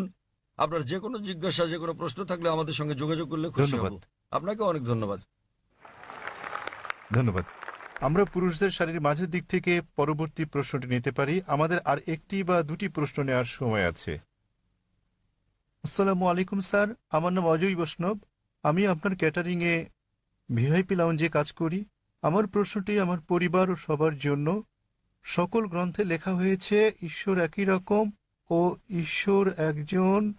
তাহলে যখন আমি আপনাকে বলি আসসালামু আলাইকুম, তখন আপনি আমায় বলতে পারেন হারি ওম কিংবা হারি ওম শান্তি। আসসালামু আলাইকুম মানে আপনার উপর শান্তি বর্ষিত হোক, এবং ওম শান্তি মানেও আপনার উপর শান্তি বর্ষিত হোক। তাহলে কেন আপনি ওম শান্তি বলতে পারছেন না? ভাই প্রশ্ন করলেন যে আমরা বলি আসসালামু আলাইকুম মানে আপনার উপর শান্তি বর্ষিত হোক, ওম শান্তি মানে আপনার উপর শান্তি বর্ষিত হোক। শান্তিতে কোনো সমস্যা নেই, সমস্যা হচ্ছে ওম। সমস্যা কি স্যার? এই ওম হিন্দুরা ভাবে ওম মানে ঈশ্বর। ওম শান্তিতে কোনো সমস্যা নেই। যদি ভাষান্তর করেন আসসালামু আলাইকুম আপে শান্তি হোক, কোনো সমস্যা নেই। শান্তি সমস্যা নেই, পিস কোনো সমস্যা নয়, সালাম কোনো সমস্যা নয়। সমস্যাটা হচ্ছে ওম। আমাদের বুঝতে হবে যে আমরা বলি আপনার উপর শান্তি বর্ষিত হোক, আমরা সেজন্য আল্লাহকে অনুরোধ করছি। ওম অপর একটা ধারণা, এক্ষেত্রে মানুষের বিভিন্ন রকম ধারণা রয়েছে। তাই আপনি যদি বলেন আপনার উপর শান্তি বর্ষিত হোক, তাতে কোনো সমস্যা নেই। কিন্তু যখনই আপনি বলেন ওম, তখন জনমনে একটা নেতিবাচক চিত্র চলে আসে। ওম কথাটি হিন্দু ধর্মের, এটা কোনো দেবতার ব্যাপারে কিছু হতে পারে, কোনো মূর্তি আছে, সে কারণেই সমস্যাটা। ভিন্ন দিকে না গিয়ে স্পষ্ট করে বলা ভালো। তাই কেবল শান্তি বলাই কোনো সমস্যা নেই। আরবিতে আমরা বলি আসসালামু আলাইকুম আপনার উপর শান্তি বর্ষিত হোক, বাংলায় কিংবা আপ্পে শান্তি হোক। যখনই আপনি শান্তির সঙ্গে ওম যোগ করেন, তখন বোঝে আপনার স্রষ্টা ছাড়া অন্য কেউ সেটা দেবেন, সেখানেই সমস্যা। আমি আশা করি আপনার উপর শান্তি রয়েছে ভাই। হ্যাঁ স্যার, আশা আপনাকে করি আপনি ধন্যবাদ। শান্তিতে বসবাস করেন। স্যার জি স্যার, ধন্যবাদ ভাই। বিদায়। ভাই ও বোনেরা দয়া করে অপেক্ষা করুন, ডক্টর জাকির পরবর্তী প্রশ্নের জবাব দেওয়ার পর আমরা দোয়া করব। হ্যাঁ ভাই, আমার নাম কৈলাস, আমি একজন নাস্তিক। আমার প্রশ্ন, কেন মুসলমানরা বিশ্বাস করে যে যিশু পিতা ছাড়া জন্ম নিয়েছেন, যেখানে কোরআনে বলা হয়েছে যে আল্লাহ বলেছেন তিনি স্বর্গমর্তের স্রষ্টা, কি করে সঙ্গী ছাড়া তার পুত্র জন্ম নিল? ভাই প্রশ্ন করলেন যে মুসলিমরা বিশ্বাস করে যে যীশুখ্রিস্ট তার উপর শান্তি বর্ষিত হোক জন্মগ্রহণ করেন পিতা ছাড়াই, কিন্তু কোরআনে বলা হয়েছে কি করে সর্বশক্তিমান ঈশ্বর স্ত্রী ছাড়াই পুত্র লাভ করলেন।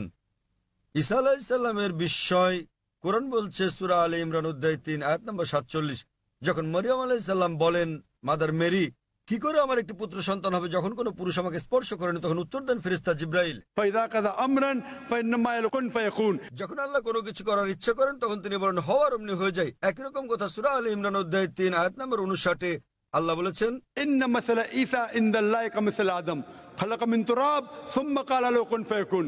আল্লাহর নিকট যিশুর দৃষ্টান্ত হচ্ছে আদমের মতো, তাকে কাদামাটি দিয়ে তৈরি করার পর বলেছিলেন হয়ে যাও এবং হয়ে গেল। তাহলে আমরা যে বুঝলাম তাহলে সর্বশক্তিমান ঈশ্বরের স্বাভাবিক নিয়মে প্রকৃতিগতভাবে মানুষ পিতামাতার মাধ্যমে জন্ম নেয়, তবে আল্লাহর ক্ষমতা আছে যে তিনি বিনা পিতায় সৃষ্টি করতে পারেন। দৃষ্টান্ত হচ্ছে ঈসা আলাইহিস সালাম, অপর বিশ্বে পিতামাতা ছাড়াই তিনি মানুষ সৃষ্টি করেছেন। দৃষ্টান্ত আদম আলাইহিস সালাম, তার উপর শান্তি বর্ষিত হোক। কিন্তু কোরআনের আয়াতে বলা হয়েছে যে সর্বশক্তিমান ঈশ্বরের কোনো পুত্র নেই, তার কোনো সঙ্গী নেই, তার কোনো স্ত্রী নেই। এছাড়া কোরআনে আরো বলা হয়েছে যে যদি আল্লাহ সন্তান গ্রহণ করতেন তাহলে বলুন আমি প্রথম তার সামনে মাথা নত করতাম। এর অর্থ এই নয় যে আল্লাহর পুত্র আছে। এখানে বলা হয়েছে আল্লাহর সন্তান গ্রহণের প্রশ্নই আসে না, কারণ সন্তান গ্রহণ জৈবিক ক্রিয়া, এটা নিম্ন স্তরের প্রাণীর যৌন ক্রিয়া।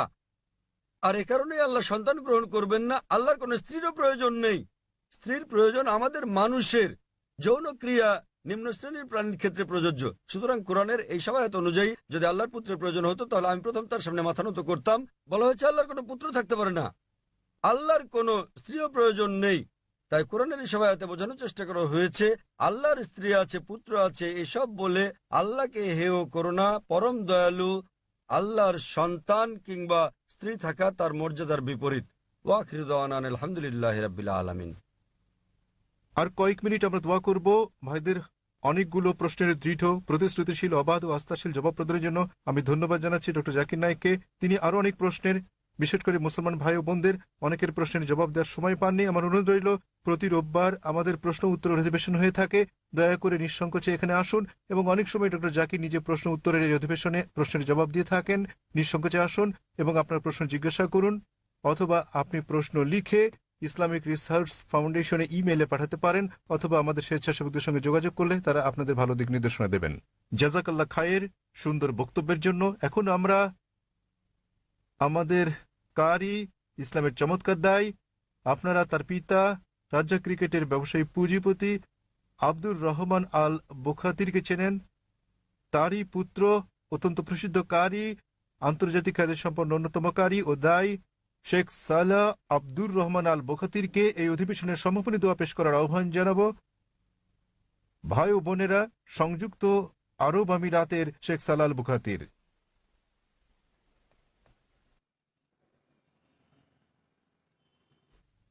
আসসালামু আলাইকুম ওয়া রাহমাতুল্লাহি ওয়া বারাকাতুহু। আমি দোয়া পাঠ করার পর সম্মানিত দর্শক শ্রোতাদের আমিন বলার জন্য অনুরোধ করছি। আল্লাহ আমাদের দোয়া কবুল করুন। اللهم أنت أحق من ذكر وأحق من عبد وأنصر من ابتغي وأرأف من ملك وأجود من سئل وأوسع من أعطى. أنت الملك لا شريك لك والفرد لا ند لك. كل شيء هالك إلا وجهك لن تطاع إلا بإذنك ولن تعصى إلا بعلمك. تطاع فتشكر وتعصى فتغفر. أقرب شهيد وأدنى حفيظ. حلت دون النفوس وأخذت بالنواصي وكتبت الآثار ونسخت الآجال. القلوب لك مفضية والسر عندك علانية. الحلال ما أحللت والحرام ما حرمت والدين ما شرعت والخلق خلقك والعبد عبدك وأنت الله الرؤوف الرحيم. نسألك أن تجعل اجتماعنا هذا اجتماعا مرحوما وتفرقنا من بعده تفرقا معصوما وألا تجعل فينا ولا معنا شقيا ولا محروما. اللهم إنا نسألك الجنة وما قرب إليها من قول وعمل ونعوذ بك من النار وما قرب إليها من قول وعمل. اللهم إنا نسألك من خير ما سألك منه نبيك محمد صلى الله عليه وسلم وعبادك الصالحون ونعوذ بك من شر ما استعاذك منه نبيك محمد صلى الله عليه وسلم وعبادك الصالحون. اللهم اجعل لنا وللمسلمين من كل هم فرجا ومن كل ضيق مخرجا ومن كل بلاء عافية. اللهم فرج هم المهمومين من المسلمين ونفس كرب المكروبين واقض الدين عن المدينين واشف مرضانا ومرضى المسلمين برحمتك يا أرحم الراحمين. اللهم أصلح لنا ديننا الذي هو عصمة أمرنا وأصلح لنا دنيانا التي فيها معاشنا وأصلح لنا آخرتنا التي فيها معادنا واجعل الحياة زيادة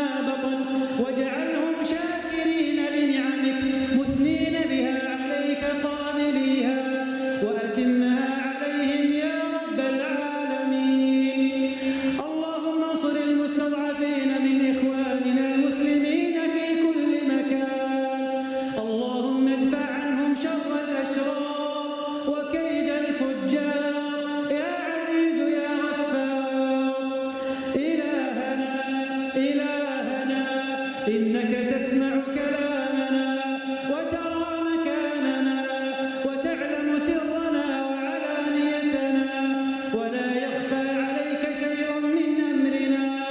نحن البؤساء الفقراء المعترفون المقرون إليك بذنوبنا. إلهنا ويا ربنا ويا خالقنا، نسألك أن تحشرنا في زمرة نبينا محمد صلى الله عليه وسلم. اللهم ارزقنا محبته واتباع سنته. اللهم أوردنا حوضه وأسقنا بيده الشريفة شربة لا نظمأ بعدها أبدا برحمتك يا أرحم الراحمين. اللهم وكما جمعت هذا الجمع المبارك فاجمعنا في مستقر رحمتك وفي دار كرامتك إخوانا على سرر متقابلين لا يمسهم فيها نصب وما هم منها بمخرجين. اللهم اجعلنا ممن تباهي بهم ملائكتك وتقول انصرفوا مغفورا لكم يا حي يا قيوم. اللهم لا تفرق جمعنا إلا بذنب مغفور وسعي مشكور وعمل صالح متقبل مبرور وكلنا في جميع الأمور برحمتك يا عزيز يا غفور. اللهم اغفر للمسلمين والمسلمات والمؤمنين والمؤمنات الأحياء منهم والأموات إنك يا مولانا سميع قريب مجيب الدعوات. اللهم لا تردنا خائبين برحمتك يا أرحم الراحمين. سبحانك وبحمدك نشهد أن لا إله إلا أنت نستغفرك ونتوب إليك ونصلي ونسلم على أشرف أنبيائك وأفضل رسلك نبينا محمد وعلى آله الطيبين الطاهرين وعلى أزواجه أمهات المؤمنين وعلى صحبه الغر الميامين وعلى التابعين وتابعيهم بإحسان إلى يوم الدين. جزاكم الله خير. জাজাকাল্লাহ খায়ের। শেখ সালাহ আল বুখাতির বিশ্ব মুসলিমের এই সম্মেলনে শ্রোতাদের জন্য আপনার মোহনীয় ও হৃদয় আন্দোলিত করা দোয়ার জন্য জাজাকাল্লাহ খায়ের। জাজাকুমুল্লাহ খায়রান। এত বিপুল শ্রোতা উপস্থিতির জন্য ইনশাআল্লাহ আগামীকাল আমরা সন্ধ্যার অধিবেশনে মিলিত হব। সেই অধিবেশনে আমরা আর একজন নেতৃস্থানীয় কারি মিশরের শেখ আব্দুল ফাত্তাহ তারুতির কিরাত শোনাবো এবং আগামীকালের সান্ধ্যকালীন অধিবেশন ইনশাআল্লাহ মদিনার মসজিদ আন নবাবির ইমাম ও খতিব শেখ সালাহ আল বুখাতিরের দোয়ার মধ্যে শেষ হবে ইনশাআল্লাহ। আসসালামু আলাইকুম ওয়া রাহমাতুল্লাহি ওয়া বারাকাতুহু।